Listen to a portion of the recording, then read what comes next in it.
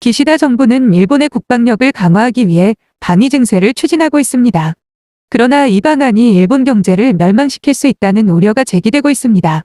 방위 증세는 일본의 국방력을 강화할 수 있겠지만 그만큼 국민들의 부담도 커지게 됩니다. 일본의 기업들은 이미 전 세계적인 경쟁에서 고민하고 있는 상황인데 추가적인 세금 부담으로 인해 경쟁력이 떨어지게 될 가능성이 큽니다. 또한 이번 방위 증세가 일본의 경제 전체에 미칠 영향이 크다는 점도 우려됩니다. 세금 부담으로 인해 일본 국민들의 소비력이 떨어지면서 일본 경제 전체가 침체 상태에 빠질 수 있습니다. 이로 인해 일본 기업들의 매출이 감소하면서 일자리도 줄어들게 될 가능성이 큽니다. 또한 일본의 주요 경제 지표가 이미 불안정한 상태인 것을 감안할 때 이번 방위 증세는 일본 경제에 큰 타격을 줄 것으로 예상됩니다.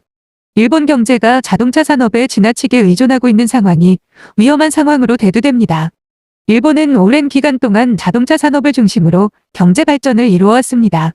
그 결과 일본은 세계에서 가장 대표적인 자동차 제조국 중 하나로 자리 잡게 되었습니다.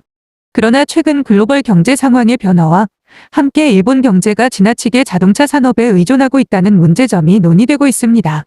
특히 최근에는 전기차와 같은 환경 친화적인 차량의 수요가 급증하면서 일본의 자동차 산업이 직면한 위기가 더욱 커지고 있습니다.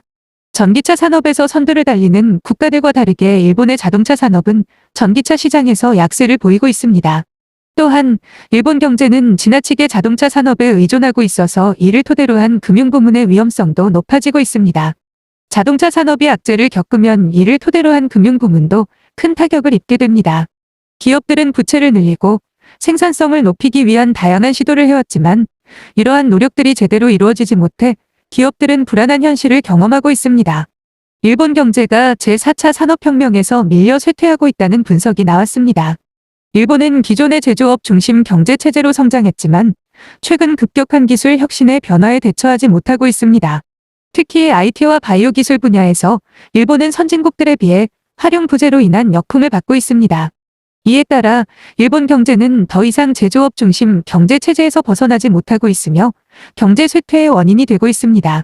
일본의 대표적인 기업들인 소니 등은 최신 기술의 개발과 성장을 이루고 있지만 일본 기업들은 이러한 기술 혁신에 대한 적극적인 대응이 미흡한 실정입니다. 일본 경제의 쇠퇴는 이번 제4차 산업혁명에 대한 일본의 대응이 부족하다는 것을 보여주고 있습니다. 일본 경제가 제4차 산업혁명의 파급력을 적극적으로 수용하고 대처하지 않으면 경제 발전의 기회를 놓칠 수 있습니다. 일본 정부와 기업들은 지나치게 보수적이고 느리게 의사결정을 내리기 때문에 새로운 기술과 제품이 등장하는 급변하는 경제 환경에서는 뒤처지고 있습니다. 또한 일본의 자공정권은 불필요한 규제와 복잡한 절차로 인해 기업들이 비효율적으로 시간과 비용을 낭비하게 만들어 경쟁력을 약화시키고 있습니다. 이로 인해 일본 기업들은 해외 시장에서 경쟁에서 밀려서 적자를 내고 있으며 일자리도 줄어들고 있습니다.